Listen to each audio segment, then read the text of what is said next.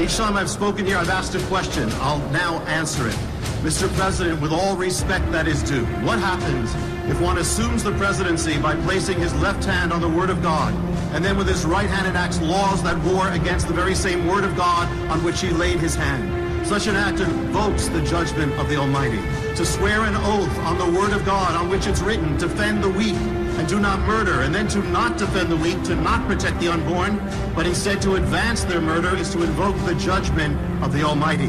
To swear an oath on the Word of God in which it's written, do not cause your brother to stumble, and then to seek to force those who uphold the Word of God to transgress the Word of God by partaking in the killing of the unborn and the celebration of sin, is to invoke the judgment of the Almighty. And to swear an oath on the Word of God in which it's written, righteousness exalts a nation, but sin is a reproach to any people, and then to take part in the leading of a nation away from the eternal rules of order and right that heaven itself hath ordained, and against the very Word of God on which you laid your hand, is to invoke the judgment of the Almighty. When the leaders of ancient Israel turned away from God, when they abolished his precepts and broke his covenant, they did so in the shadow of Moses, whose voice cried out to them in warning. Mr. President, when you address the nation from this house, look up above the senators and the representatives, above the Supreme Court justices, and above the invited guest, and you'll see a face, the only full visage in that wall. Looking back at you, it is the face of Moses. And if that face could speak, it would say this: no man can overrule the laws of God, no order can annul the order of God, and no judgment of man can stand against the judgments of God. Invoke not his judgment, but choose life. Lead in the way of repentance. Invoke the grace of God that he might have mercy on this land. We've come to a most critical moment. As Elijah stood on top of Mount Carmel and cried out to Israel in his hour of decision in between two altars and two gods, his voice now cries out to America and says, choose you this day whom you will serve. 70 years ago, the chaplain of the United States Senate cried out with the same voice and said to this nation, if the Lord be God, then follow him. But if Baal, then follow him and go to hell. Tonight, America stands at the crossroads. And as Elijah came to the summit of Mount Carmel to make a declaration, we've come this night to Capitol Hill to declare that our God is not Baal, our God is not Moloch, our God is not government, our God is not money, our God is not power, not pleasure, our God is not political correctness or any other man-made thing. We've come to this hill to declare that there is only one God, and he is the God of Abraham, Isaac, and Jacob. He's the God of Israel and of all nations. He alone is the rock upon which this nation has come into existence. And from this high place we make this declaration: we will not bow down our knees to Baal. We will not bow down our knees to political correctness. We will not bow down our knees to a morality that is as shifting as sand in the wind. We will not bow down our knees to the laws and precepts of rebellion or the sacred vows of moral apostasy. We will not bow down our knees to the idols of man. We will not bow down to Baal. We will bow down our knees only to the Lord our God, come what may, and we will have no other gods before him. For some trust in chariots, some trust in princes, some trust in Supreme Courts, some trust in White Houses, some trust in governments, some trust in Wall Street, some trust in powers, and some trust in idols. But we will trust in the name of the Lord our God, in the name above all names, above all kings, above all powers. We will trust in the only name given by which we can be saved. We will trust to the name of Yeshua HaMashiach, the King of all kings, the Lord of all lords, the Judge of all judges, the light of the world, the glory of Israel, the foundation stone upon which this nation came into existence, and the only answer, the only chance, and the only hope that America has, that it might once again shine with the light of the fire of the presence of the glory of the living God and not go to hell. Hello, I am Priest of the Most High, Lucifer D. Lambew, and you are watching the Lampshades Current Events. End of days. The world is changing, O Israel. Freakish weather conditions, super tornadoes, typhoons, tsunamis, record-breaking flash floods, droughts, famine, pestilence, and hunger. In addition, we face global instability, financial crisis, the fall of the U.S. dollar, civil unrest, a police state, the RFID chip, aka the mark of the beast, leading up to World War III. One world currency, one world religion, one world government, aka the New World Order. And did I mention aliens, bro? No, the Lampshades Blood Moon Saga complete series has ended. But it's done. You can go back at any time and watch all 7 seasons. Check out our journey from when we were, coon Christian pastors, and how it's changed to finding out the truth and knowing that we were Israelites from the tribe of Judah, and finding out who the real God was and is and will always be, and that's Yah and His Son, Yeshua HaMashiach. 7 seasons come and gone. But make sure, because you don't know when the internet's going to go down. You don't know when any of the calamities that are coming that will come to pass. Will make viewing the internet, will make viewing websites and things that you are used to seeing online no longer accessible. So we're going to make change, but it's not going to be Obama change. Remember Obama? Change. This is going to be real change. Donald Trump has over half the delegates he needs for the Republican nomination, but today conservatives in his own party are searching for ways to stop him. Washington, a group of grassroots conservatives met privately Thursday to plot how to take Trump down, issuing a statement saying, quote, "We are committed to ensuring a real conservative candidate is elected." Live pictures right now in Phoenix, Arizona, and what you see is a traffic jam there. A number of people were holding signs preventing those vehicles from passing. We understand this is Shea Boulevard in order to get to the Donald Trump scheduled event.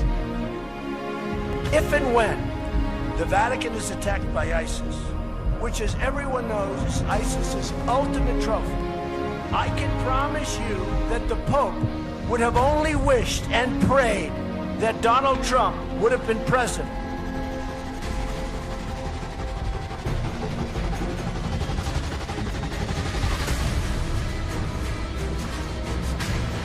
Donald J. Trump is calling for a total and complete shutdown of Muslims entering the United States. I think you'd have riots. I'm representing a tremendous, many millions of people. In many cases, first-time voters.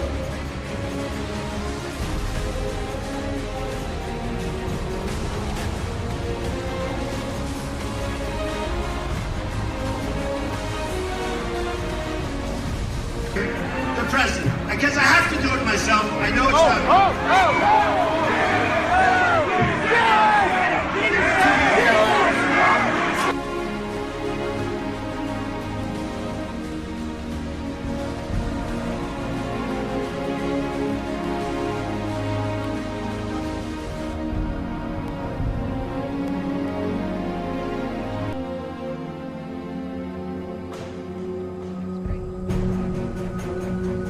It was a wonderful, meaningful endorsement in every way, and I was very proud of it. Did you talk about vice presidential possibilities with Senator Warren? You guys have got to try the cold chocolate. It's very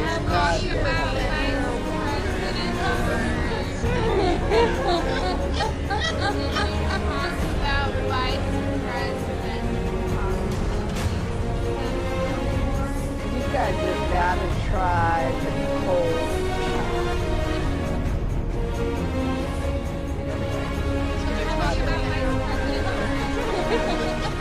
Talk about vice presidential possibilities with Senator Warren. You guys have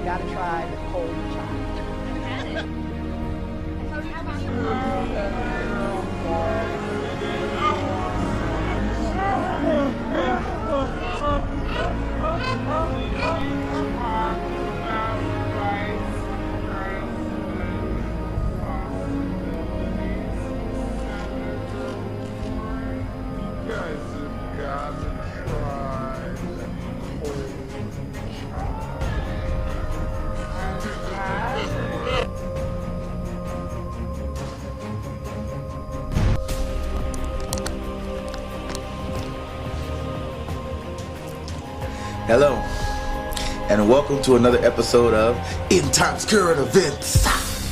I'm your host, Priest of the Most High, Lucifer D. Lambew. And today we're just hours away from the third and final presidential debate. Hillary Clinton versus Donald J. Trump, or better yet, Trump versus Clinton. It's the final one, and there's a lot to go over as we're doing the lead up to this final one. This episode is going to be pre-debate. Even though the debate's just a few hours away, it's going to be some pretty good, interesting information, good watching.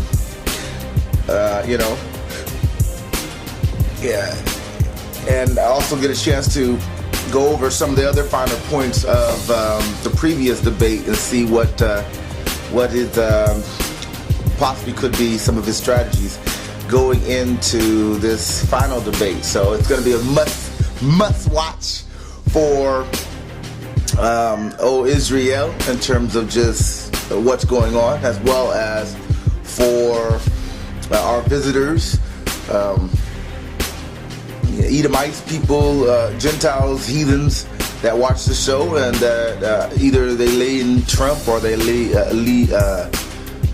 Hillary or whatever. Would not be a great watch for them too, because we're going to be going over a couple of huge nuggets when it comes to that as well. So best way to do it is just to do it. Let's go ahead and get a little deeper into this next upcoming debate. The final debate. It's gonna be live. It's gonna be very interesting. All right.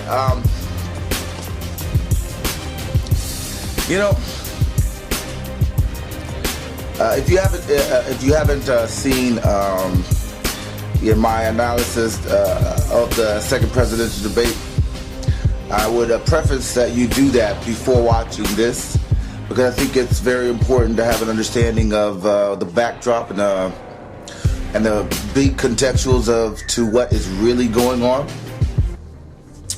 But of course, it's also very important for you to watch the analysis of the first presidential debate, because you're going to find that this pre-debate analysis is going to be encompassing both of those prior analyses. Now, a lot's happened in these very few days between the second presidential debate and now coming up hours away from the third and final presidential debate. And during the analysis of the second presidential debate, one of the things I talked about is how Hillary Clinton threatened Trump. A very sly mafia type way, by saying and highlighting the fact that he had beautiful, wonderful children, and that that's one thing that she recognized about him. And it's a threat that is being carried out. I mean, we're actually starting to see things that are going against Trump as a family man, going against Trump as decent, attacking his character, and causing his family a different type of woes when it comes to how dirty this presidential election is and has become.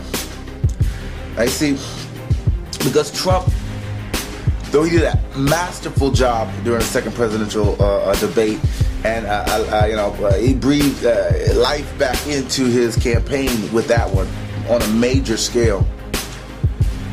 He also hit, Bill Clinton, counterpunched Bill Clinton viciously from all the attacks that they were doing against him. He counterpunched Bill extremely hard. In such a way, if you just look at Bill's face, they have video pictures of Bill looking from the side of his face at his accusers, or his, shall I say, rape victims, various victims, assault victims that he's had. He was looking at it in the face. The picture tells 1,000 words on that one. I mean, it looked horrible. and the face that he had, the presence that he had when Trump was eviscerating his presidency and dropping truth bombs on what he was really doing and how he was really spending his time in the White House. You could just see Bill Clinton was just completely shattered, very shattered for the truth coming out.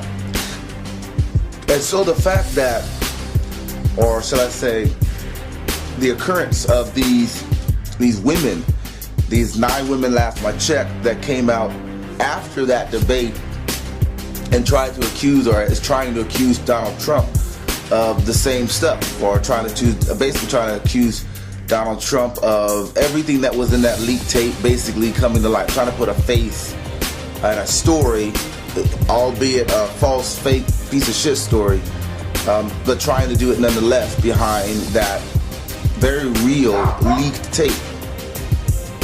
You know, no surprise, because that's what she said by stating that he had nice kids and whatnot.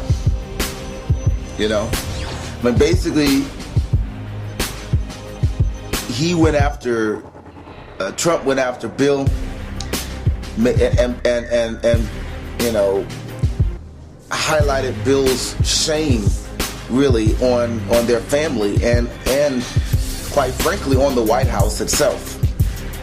On the White House, because when he went down and he was impeached and he lost his law license and all that stuff that Trump brought out, which is all true stuff that you can go and Google and you can go and research for yourself and find out it's just 100%. I mean, it's true. You know, it just took some monkey doo-doo and it just totally shamed Bill and his presidency and his wife and their family. He just shamed all of them. So not only did he counterpunch, he counterpunched viciously, which is the best way to do a counterpunch. If you're getting beat up in that corner, the best thing to do is just counterpunch with everything you got to get out of that circumstance and situation. So the fact that they have these women coming forward, and we all know it's fake. I mean, you look at the timing of it.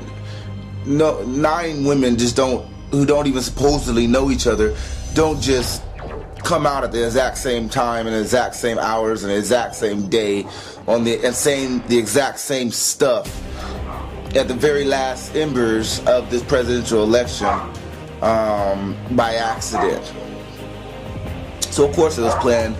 You know, they needed something to get off of the fact, or to turn the narrative from the fact that Trump just totally obliterated Hillary in the second presidential debate, and there's a very big likelihood he's going to do the same thing in terms of eviscerating her come the third debate.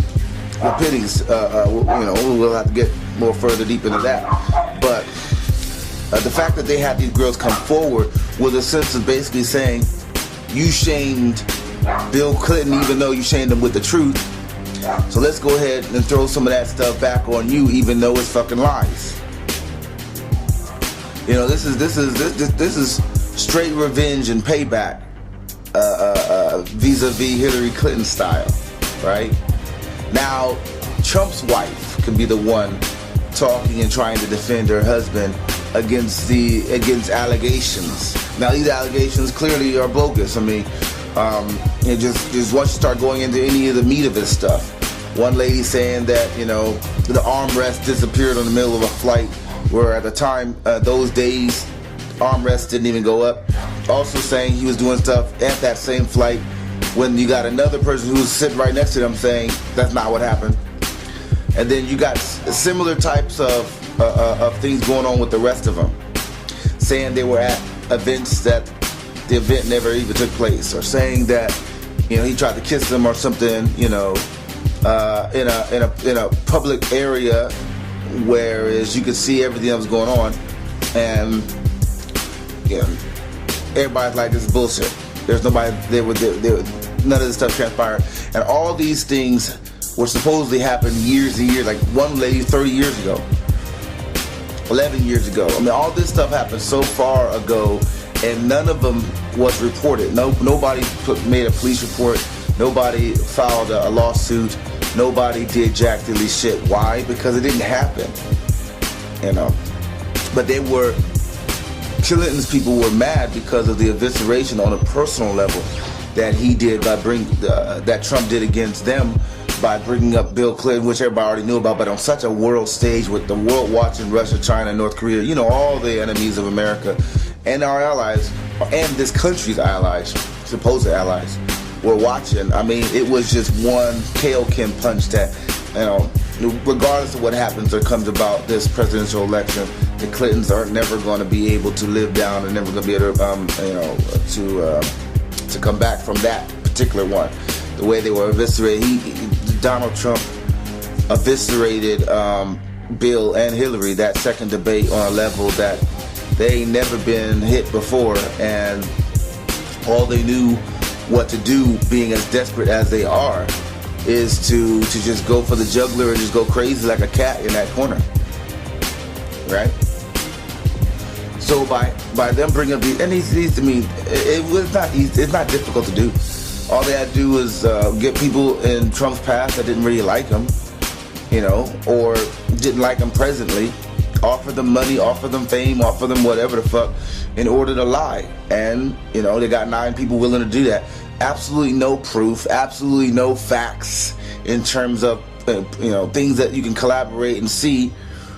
All they got basically is his taped private conversation with another guy where he's, bragging and, being egged on and trying to make these guys laugh,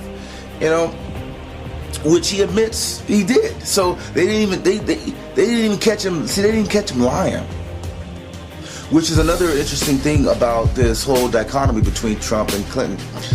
She is a known liar. I mean, everything she says is a fucking lie. Everybody knows how guilty she was and is about those emails, and also they knew what Director Comey said in terms of her negligence and so forth, and yet for her to still sit there when she's being interviewed lying to the American people when they already know it's clearly a lie, and being able to see it just proved that it doesn't matter her policies, it doesn't matter whether she tells them what they want to hear, she's lying. Did they really need the emails to tell them that she has a public position or a private position? Basically, do they really need some leaked email to tell them that she's a known liar and that she's perfectly comfortable being a liar? Anybody who needed that needs their head examined. I mean, that's just true.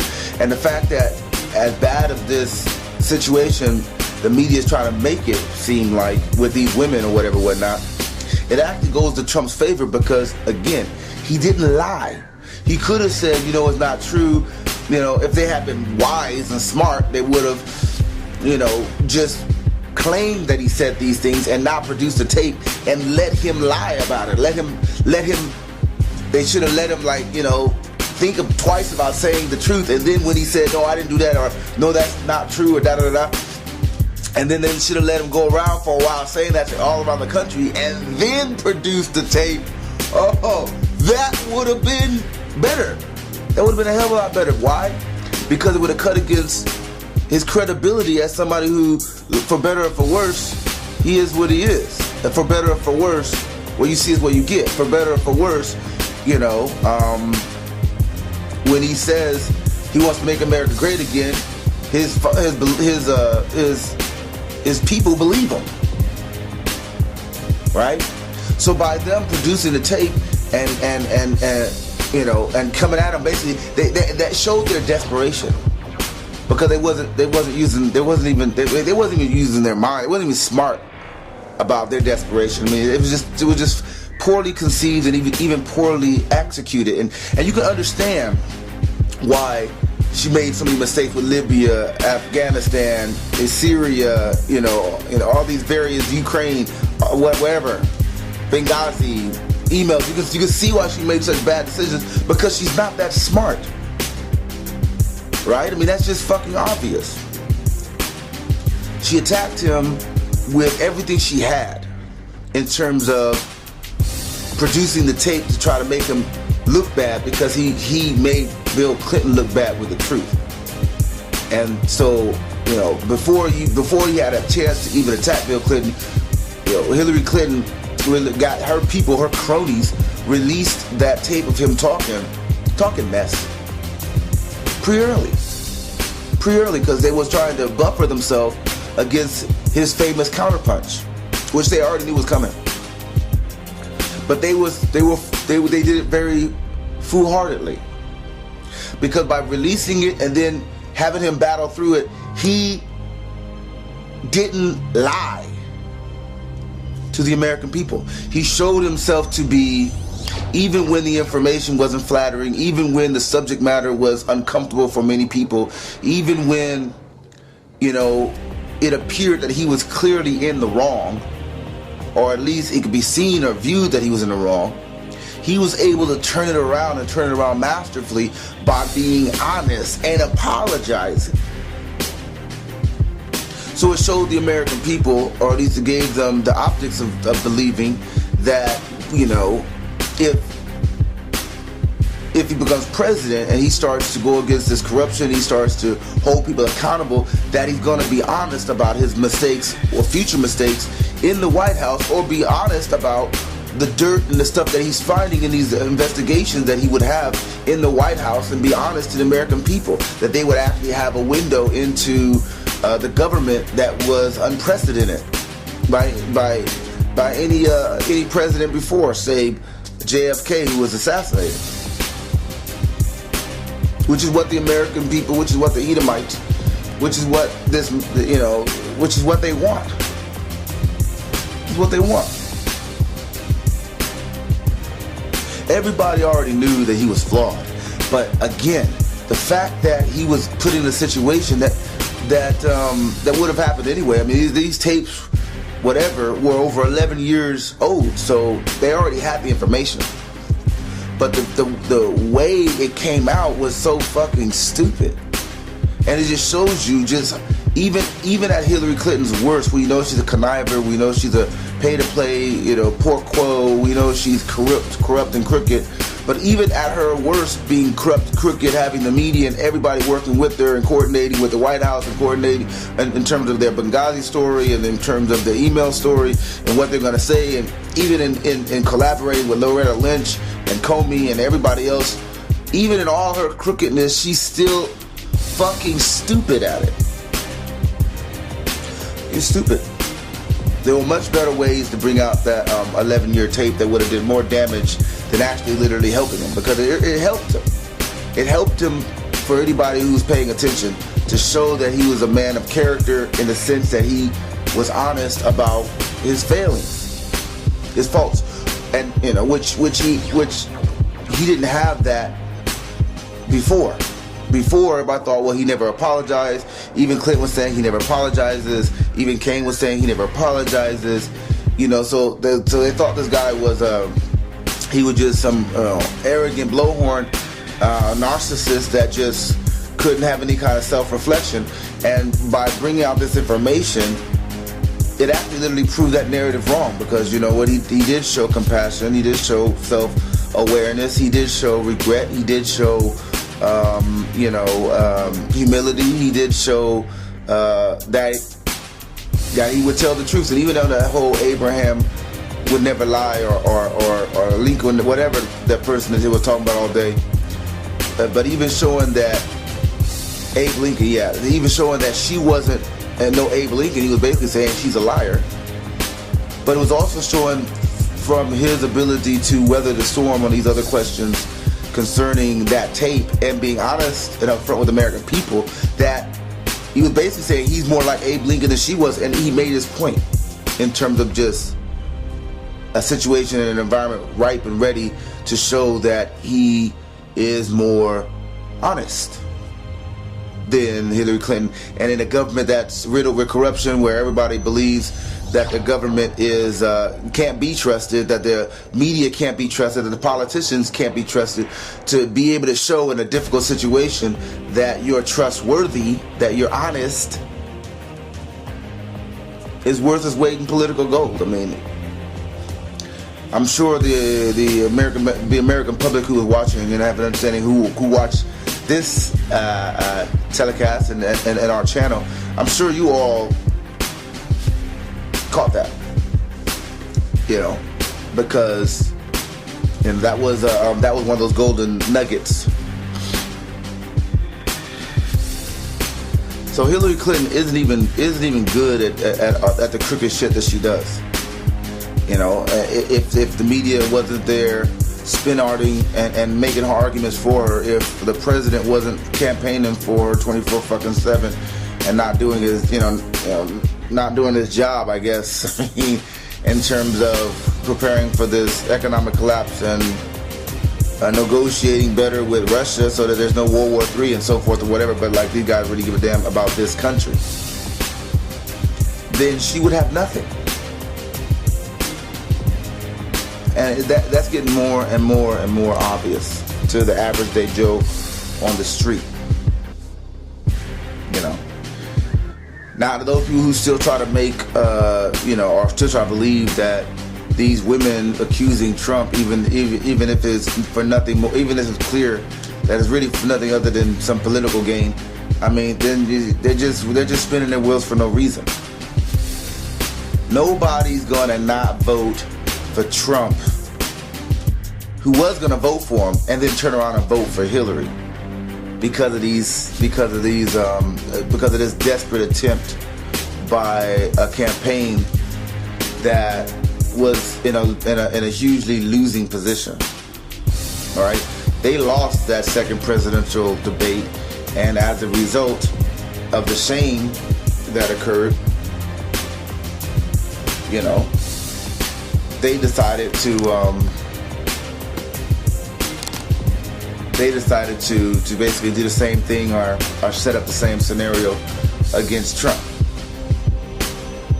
That's what they decided to do. And it's obvious. Does it work? Personally, I don't think so. Because again, he was able to flip it and show that he was honest because of it. And that's one of the biggest things, one of her biggest flaws is that if she's moving her lips, she's lying. Or she's coughing. Or she's coughing up a lie. You know what I mean? That's what it is. Lying, coughing up a lie. Now, here we go into the third debate. Now, we're hours away from the third debate. If they had some new stuff, they would have used it already. That's just the way they are.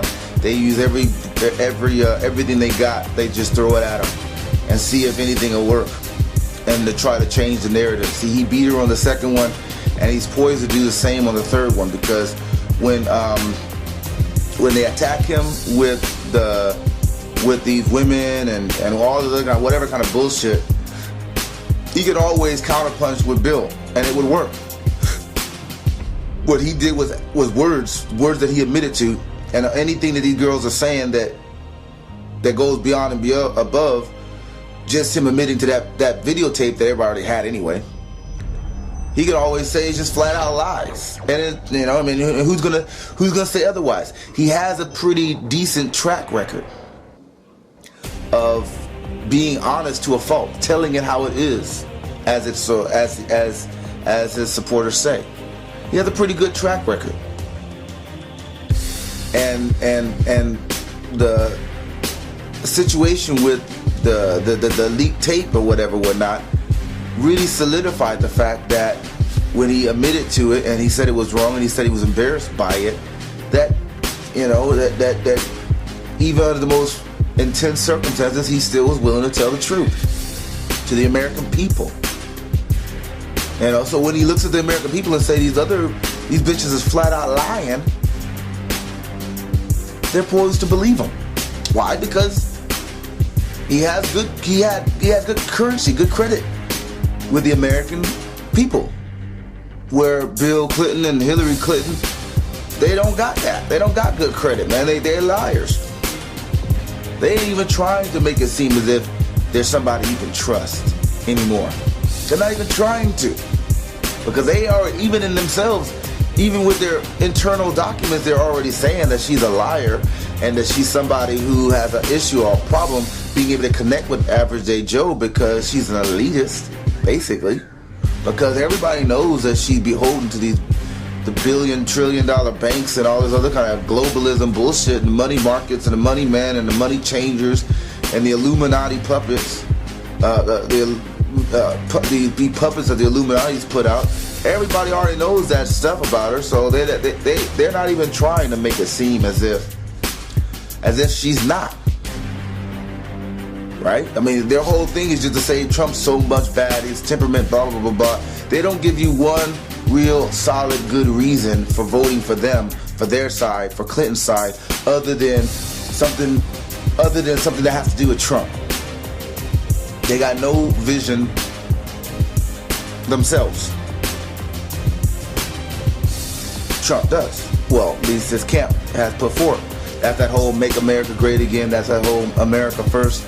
That's that whole, cleaning up Washington and getting a special prosecutor to look into Hillary Clinton's emails again. So if he keeps that going, that's good. It doesn't take much to do.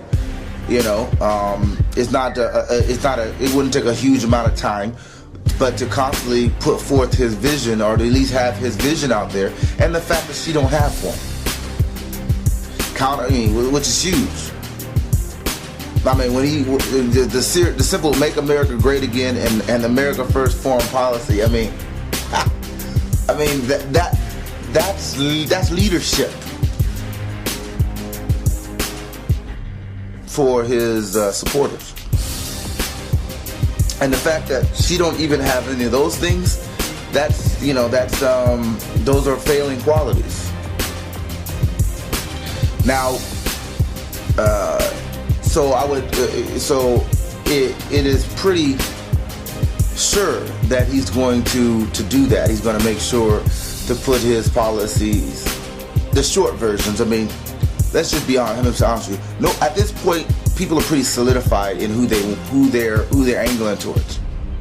No one really can give a fuck about his policies or her policies at this point, other than the fact that we know that her policies is globalism and economic slavery to these banks, and selling out the American people with their borders being wide open, and ISIS running up in America like it's doing in the rest of Europe and so forth. Those things are important to note, and we know roughly his policy: closed borders or extreme vetting, and protecting the homeland, working out things with the Russia, and working together with Russia to defeat ISIS, where of course Hillary Clinton, always saber rattling, is threatening World War III with Russia over her emails getting hacked again by some person that may or may not even be Russia. But hey, we got hacked, so let's go ahead and bomb Russia. So he can jab with those points. So the starkness between the two of their foreign policy, the two of their economic policy and lack thereof on Hillary's side, he could do jabs with that, But the important thing we're probably going to get a chance to see in this third presidential debate is a Trump that is on the attack. All right.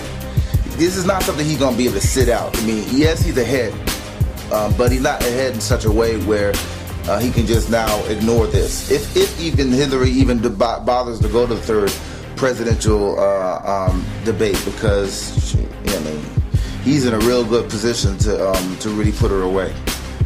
His angle is going to obviously have to be going over the material of the Podesta leaks. And, why? Because the American public is not going to hear it from the mainstream media. So it's everything he says is what they're going, is what the mainstream media has to go with, because it's coming from him.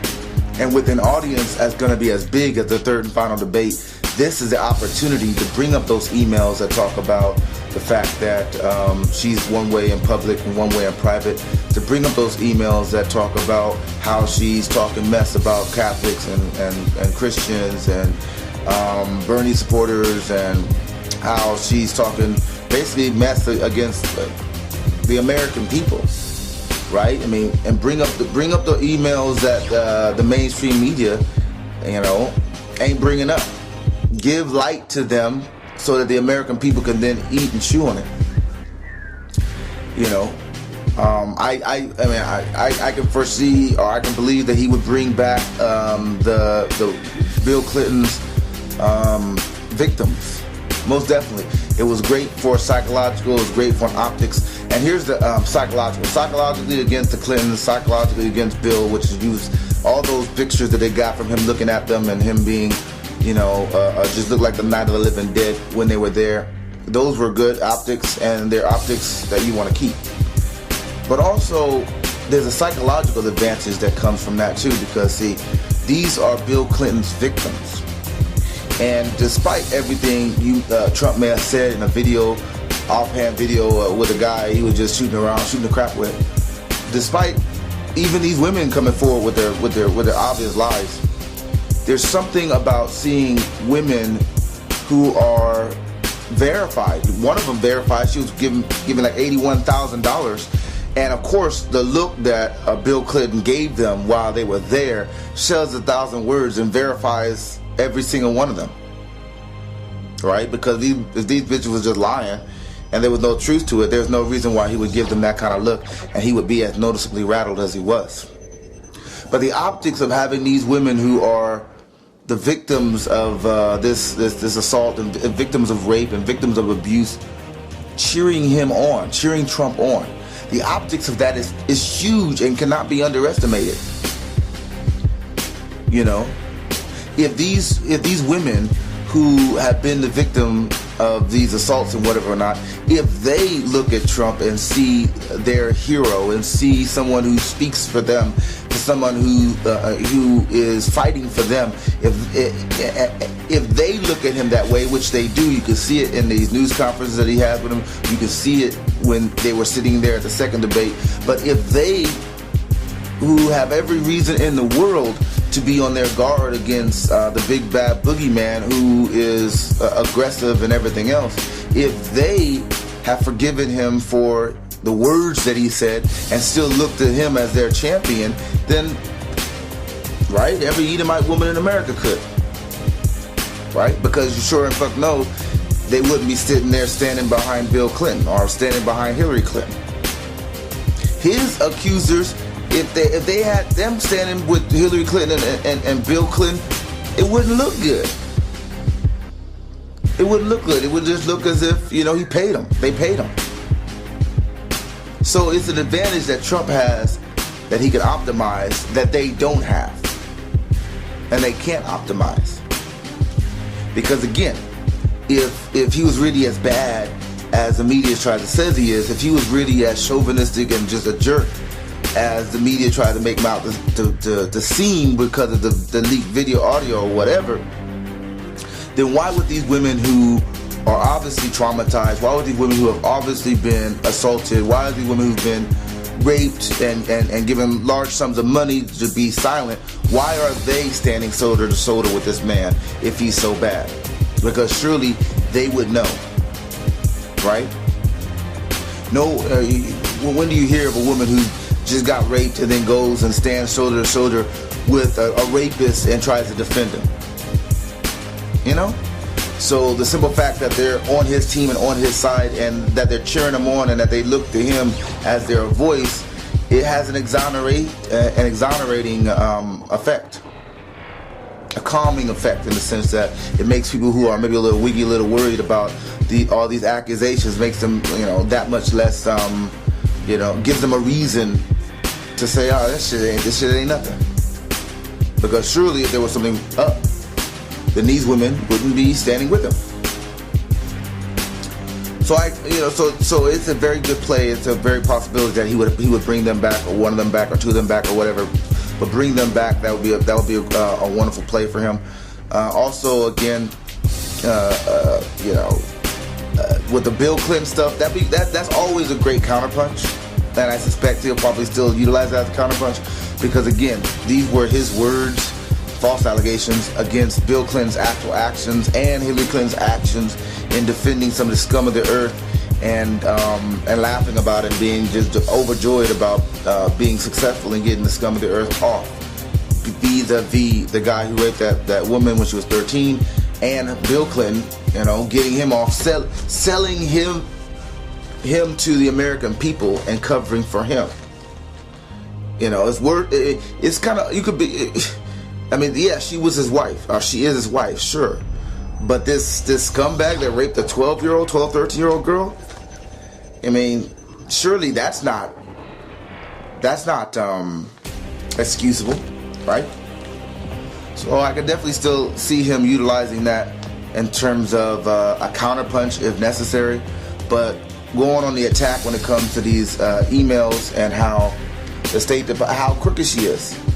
And of course that email that was going over pay-to-pay par quo, where she was basically sending her henchmen to talk to the FBI and get the FBI to change some of the classifications on her emails to basically make her look better, and that and to try to offer them new appointments all around the world, where in previous places where they don't have those appointments currently.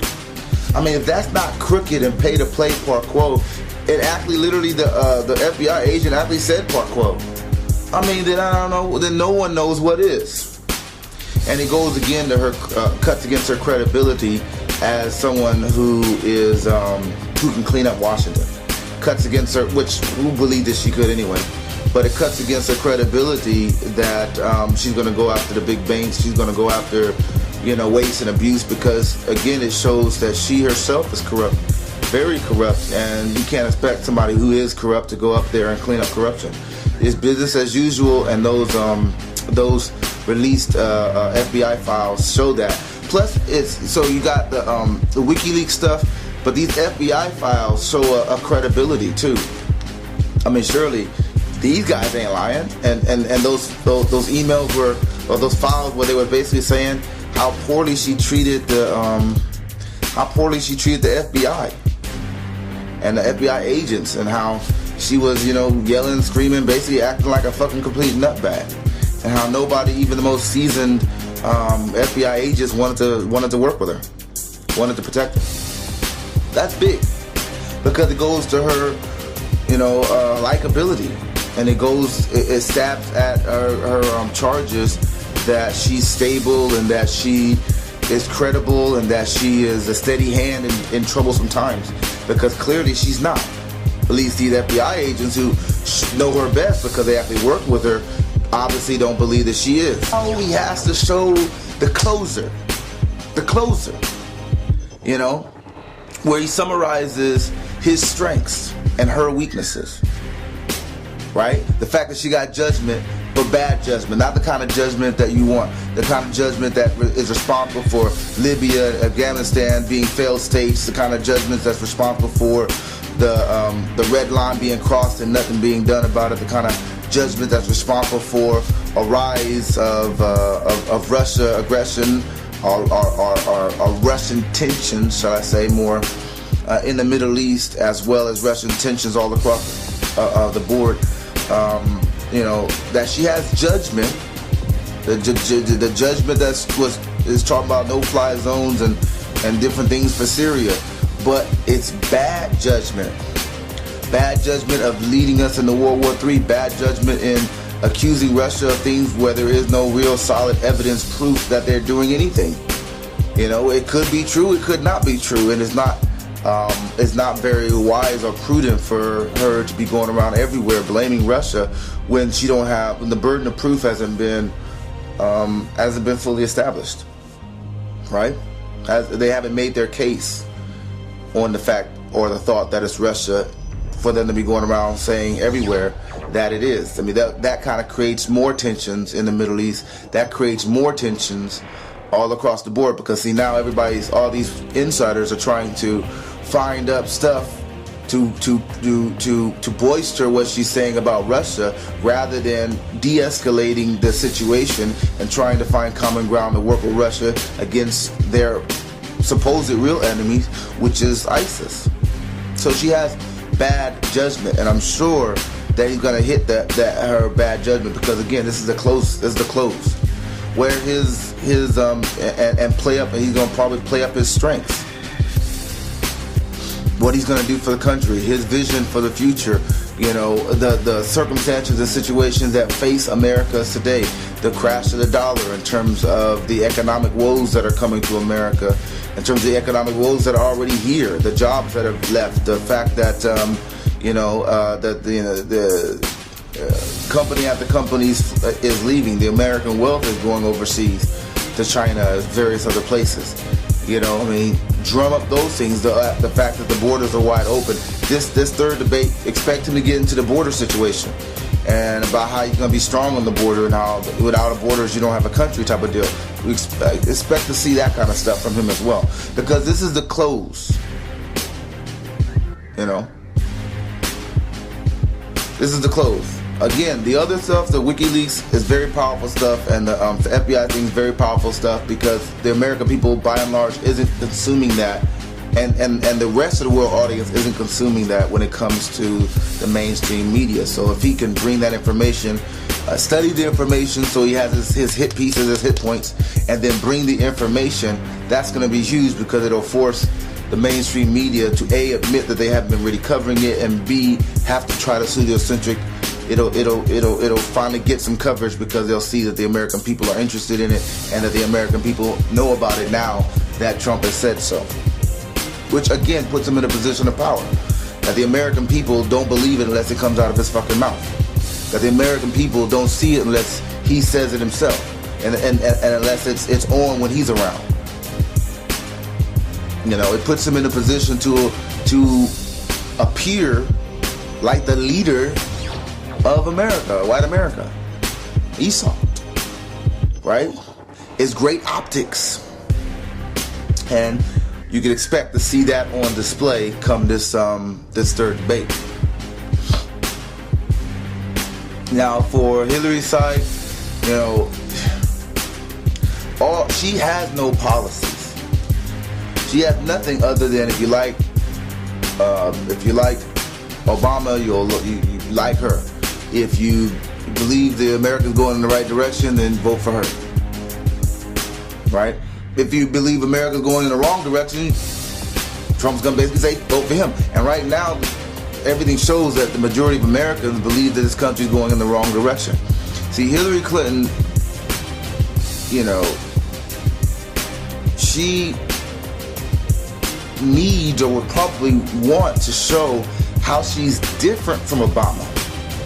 What policy she's going to do where she's going to go differently, you know, where she's going to, because if most Americans think that the country's on the wrong road, you know, then she needs to be able to cut into those numbers by saying, okay, I see that we could do something better in this area, or we could do something better in that area, and this is my plan to make this area or that area better than it's been so far. You see, her challenge is going to be to thread that needle of everything good Obama did. She can say, I'm right there with him. I did it too, and if you like those things, you like her too. While being able to distance herself from all the bad things, like the cost of Obamacare is going to happen, like, you know, this tension with Russia, which she can't do anyway because we all know she's a war hawk. But she has to be able to distance herself and make herself look unique and different when it comes to all the things that people don't like. All these executive orders, for instance. You know, American sovereignty, for instance. You know, all these other things that Obama's doing that America don't like, and makes them believe the failing of the job market, all that kind of good stuff, that makes them believe that America is doing worse, is worse off now than it was before. So she has to thread that needle. Which, can she do it? No. She ain't got the grace. She ain't got the guts. She ain't got the fortitude. She ain't got the clarity to be able to do that. So all we're going to probably see from her is more, but Trump said this, and Trump did that, and Trump's unhinged, and blah, blah, blah, blah, blah, Trump.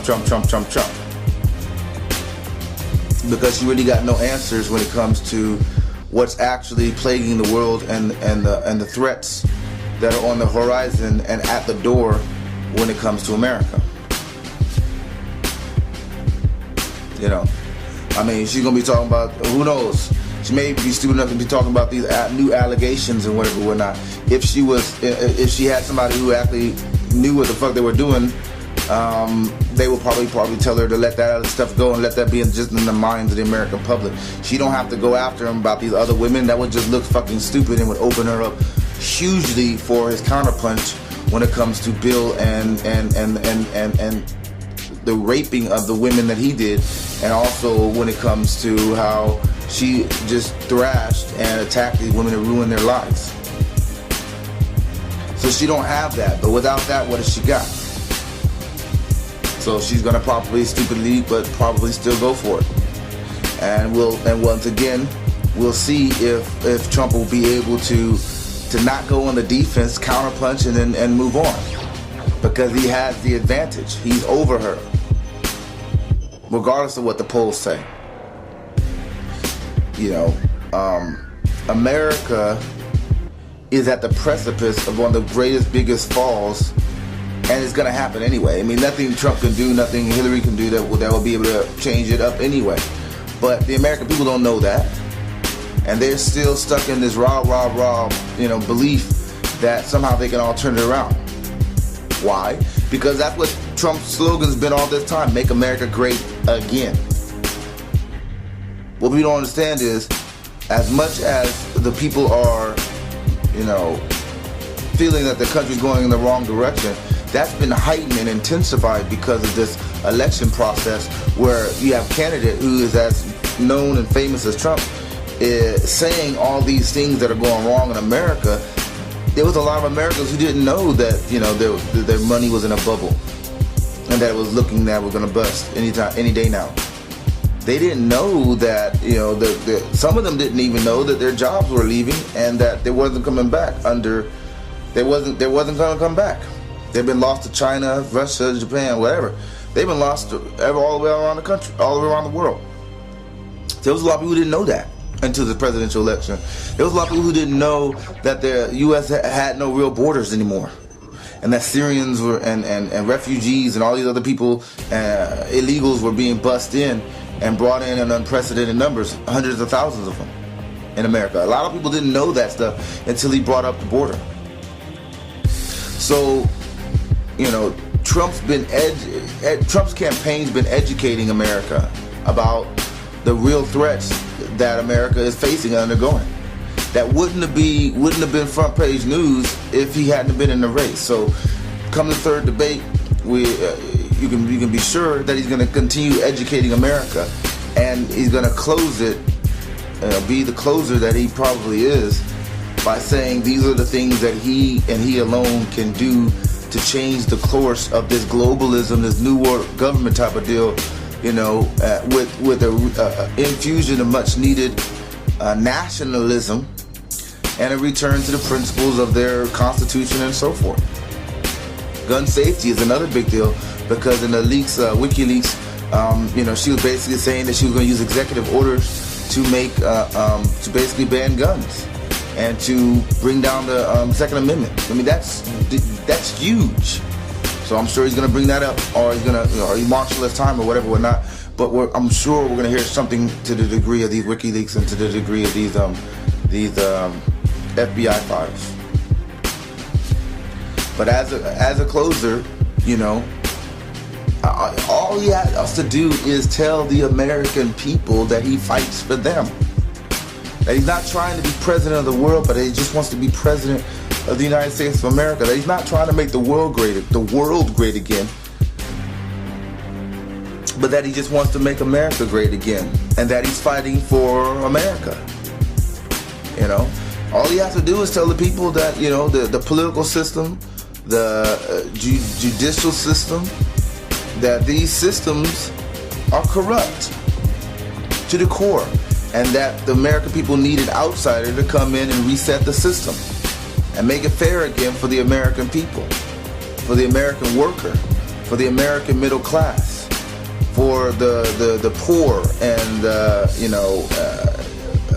and vulnerable Americans. All he has to do is say he has come to reset the system and clean it up. And barring them cheating, barring it being cheated, in terms of the polls, and he wins. And barring anything happens, in terms of a false flag, in terms of going to war and anything else, he wins. Because that's his clothes. That's his clothes. And for 60-some-odd% of the people who believe we're going in the wrong direction, and the independence that grabs the independence, that grabs that large block, and that's it.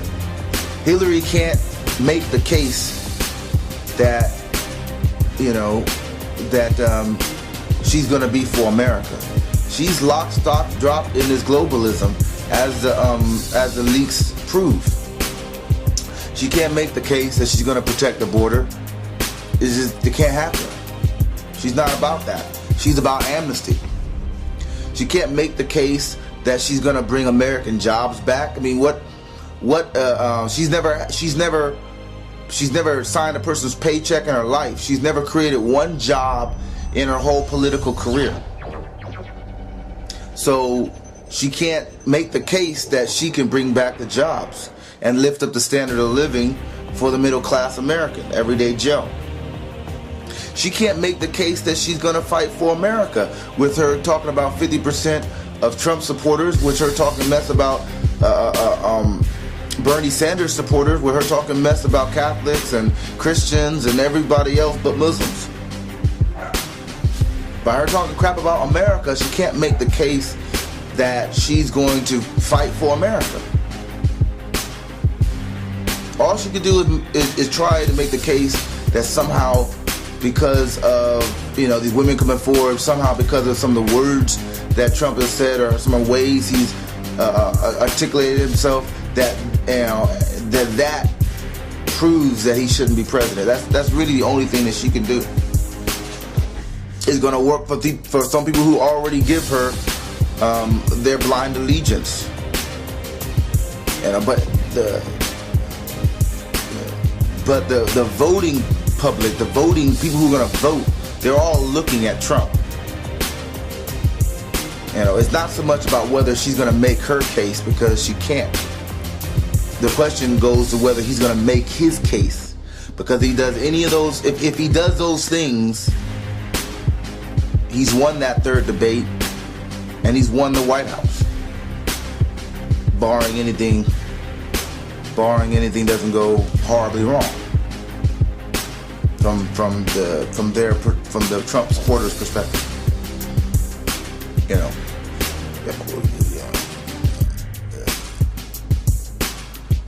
that second debate really crippled her, but she's not defeated yet. She's not defeated. The third debate has to put her away. He has to be, he's evidently probably going to be, he has to be aggressive in terms of showing that he can attack, being on the attack, not defensive, not defensive and reluctantly counterpunching, but on the attack. You know, he has those other girls there to give him some cover, to give him some optics that show that he's a decent man, a decent person, because hey, these women who are, you know, really been traumatized by Bill Clinton, they wouldn't be supporting him if he was everything the media was saying that he was.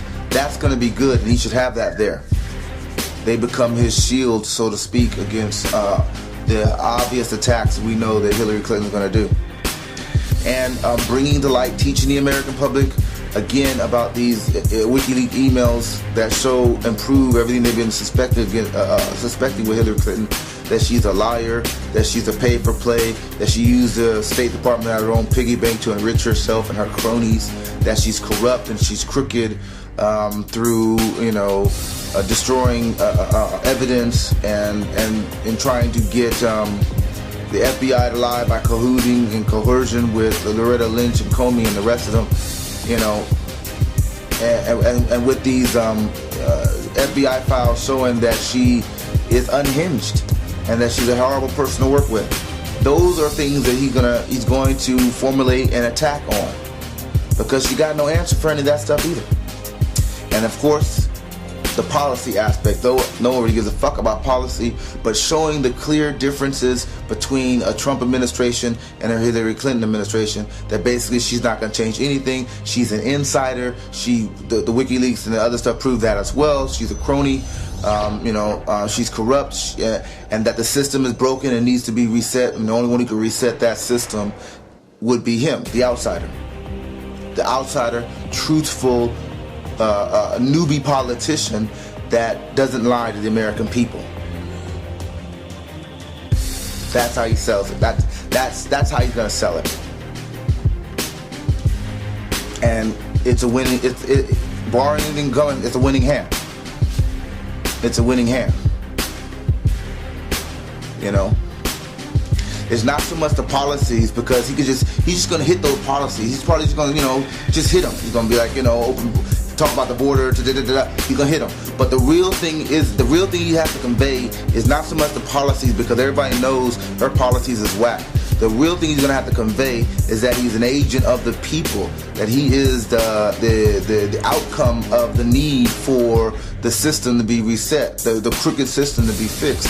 The problems that this country is facing can't be fixed by someone who's on the inside, who's been there for 30 years, and who is, by all respects, a part of and the reason for many of the problems that America is facing. But that they need an outsider, and that he is that person, and that he is honest and trustworthy. All these things spiraling around him where he was honest with show that, and that he's going to bring that determination and that patriotism and that nationalism and put it where it needs to be put the most, and that is back into the government and to fixing the problems that face the country. All he has to do is promise the American people that he's not going to lie to them. It's something that he can do and she can't do. Get out of here. I'm busy. All he has to do is promise the American people. Sorry about that, folks. Traffic. But all he has to do, as I was saying before, is promise the American people that he ain't going to lie to them. That he's going to continue to tell them the truth, even when that truth is difficult, even when that truth is something that they may not even want to know, but they need to know in order to make America great again, in order to get the country back on the right track. That he's the man that's going to bring a sense of accountability and honesty and telling it how it is and non-political speak, non-political correctness. And he's going to bring that to the White House, and he's going to have that open dialogue between the people and the country. That he's going to make America for, by the people again. And that it will be the people's government once again. All he has to do is do that. And he's won. So, Clinton's obviously going to try to get him off his game. Obviously going to try to get him on the defense, whether it be his foundation, whether it be these women's accusations, whether it be what he said in the tape again, whether it be, the rigged system. She probably want to talk about the rigged system. Oh yeah, that right there. He's talked about the rigged system enough. He talks about that on the road, and that's fine. But in this debate, it ain't rigged. He is talking directly to the American people. There's no need to don't suspect that he's going to be spending too much time talking about how rigged everything is in the debate, because the debate in front of the American people is where you make your case. Make your case for why you should be the one that ultimately gets the biggest job in the land, and why your opponent shouldn't be. Her judgment and her inactivity and her unreliableness and her untruthfulness make her unfit to be president. The fact that she said on leaked emails and on the answers to the subpoenaed questions concerning her emails that she can't remember. If she ain't got a good enough memory to remember what is going on with these highly classified emails, then she shouldn't be president. Because when you're president, obviously you have to be able to identify and recall information, pertinent information from all these different areas and all these different levels of government in order to be able to make sound and prudent decisions that ramifications can be the life or death of hundreds and thousands of millions of people. In terms of it, if anything actually does break off in the Middle East, or in terms of, you know, homeland security, in terms of these terrorists and whatnot, these, you know, jihadists and so forth, Islamic terrorists, or just in terms of like hurricane relief, you know, tornadoes, earthquakes, natural disasters that's going on in America, and will precipitate until ultimately this country is destroyed. They're going to need somebody in the White House, you know, that's going to have the sharpness to be able to manage and juggle all these different balls in their arms and their hands, and not drop it. And somebody saying, "Oh, I don't remember every 5 seconds," ain't somebody you want to be in that driver's seat when it comes to what's happening, what's going to happen.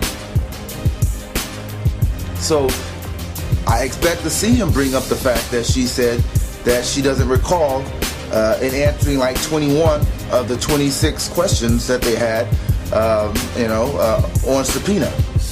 Or that she said, you know, I don't recall when it came to the conversation she had with the FBI when it came to her emails. Because it goes to point that she doesn't have the mental health to be president. Because being the president, you have to be accountable for the decisions that you make. Good or decision or bad decision. You're not going to be able to tell the American people when 100,000 military American lives are lost in some military action that you don't recall why it happened, or you don't recall who gave the order, or you don't recall the details that cost American lives or America's money.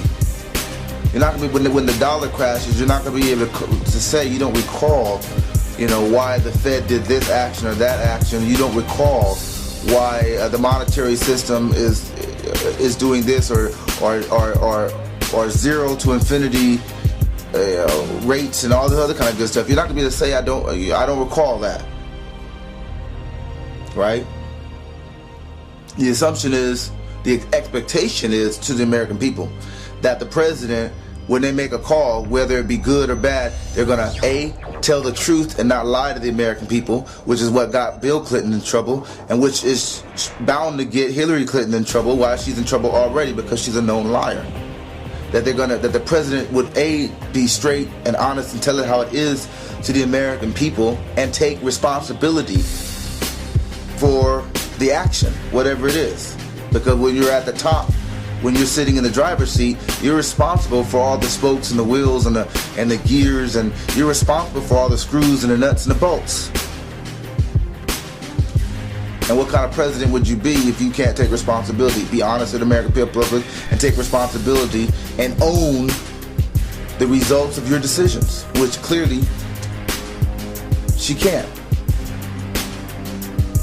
So if he shows all those things and promises the American public, the American people, that he would fight for them, and that he would make the changes to Washington that needs to be made, and that he would assure up their borders and certify their sovereignty and make America great again to the best of his ability, if he were to do all those things and break that promise to the American public, he's won. But we'll see how it goes. All right?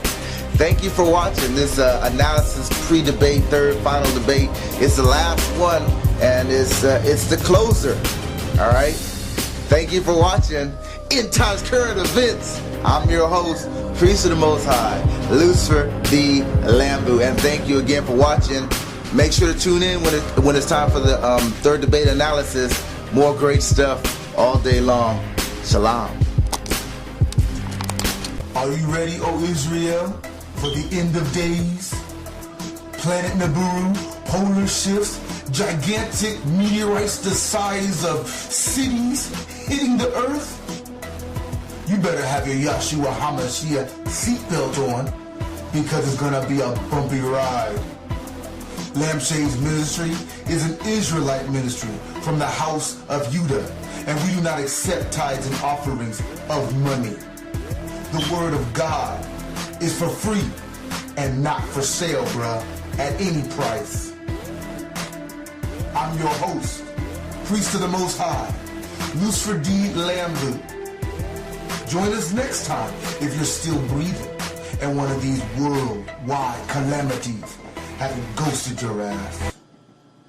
This is the Lampshades, current events, end of days. Shalom, bruh.